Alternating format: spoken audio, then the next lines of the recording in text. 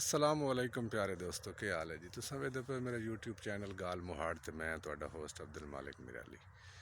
अच्छा, कुछ दिन पहले मैं तुहानू ये फ्रूट भी खाया ही तो मैं पुछया भी ये केड़ी शै है, तो हुण इहदा पता लगा है जी, ये है जी चकोतरा।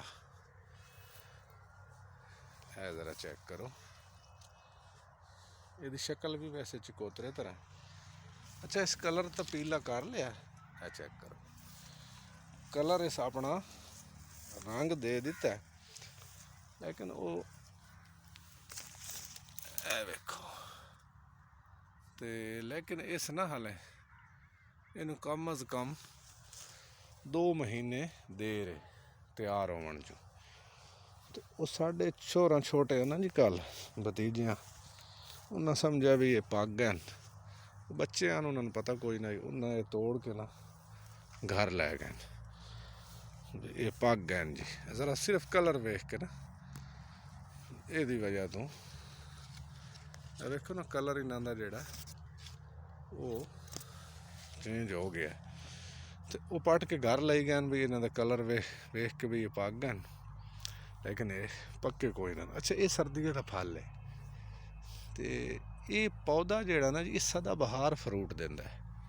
यह हुण वेखो ज़रा, ये गर्मियों का जोड़ा है, यह चेक करो यह गुच्छा, ये हुण गर्मियों का फल ये लगता पे जोड़ा गर्मियों के विच तैयार होना, वो हुण लग रहा है। ये सर्दियों का, तो यह वेखो यह लगते पैन, ये गर्मियों के जाके लगने, तो ये गर्मियों च फिर तैयार हो सन। लेकिन ये जो सर्दियों वाला फल है, ये पोजीशन जी ये है, कलर ही वेख लो। तो यदा चकोतरा यदा नाम है जी, ग्रेट फ्रूट की एक नस्ल है, लेकिन यदा नाम है फिर मालियां नू पौधा विखाया, उन्हें दसिया जी कि यदा नाम है चकोतरा, और ये खून पैदा करेंदा, मिठा बड़ा, अंदरू लाल सुरख, बिल्कुल सुरख, जिमें जूस वाली सुरख गाजर नहीं होंदी, ये अंदर यानी ये पोजीशन है। तो यह ज़रा वेखो, यानी ये वो दसेंदे भी ये बिल्कुल अंदर सुरखो सी, क्योंकि मैं हाले इसनू ना इस्तेमाल नहीं किया। ये तकरीबन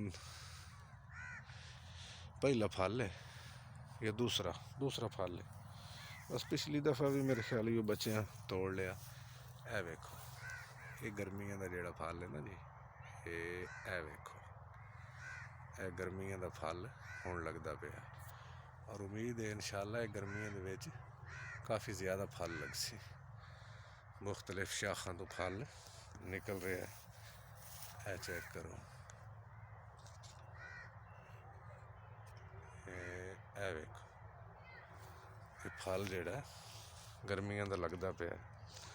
ये सर्दियों वाला वेखो तैयार होंदा है या इवें रहा जिमें हुण कल साढ़े छोरा 2 दाने पट्टे, तो वो बिल्कुल ही खराब हैं, कच्चे हैं बिल्कुल ही, सफेद हैं अंदरों, तो जूस भी कोई नहीं। बहुत बहुत शुक्रिया सारे दोस्तों का, चैनल में सबसक्राइब करे सो, घंटी के बटन दबाई सो आने वाली हर वीडियो तुहाडे तक बर वक्त पहुँच सके। अल्लाह हाफिज़।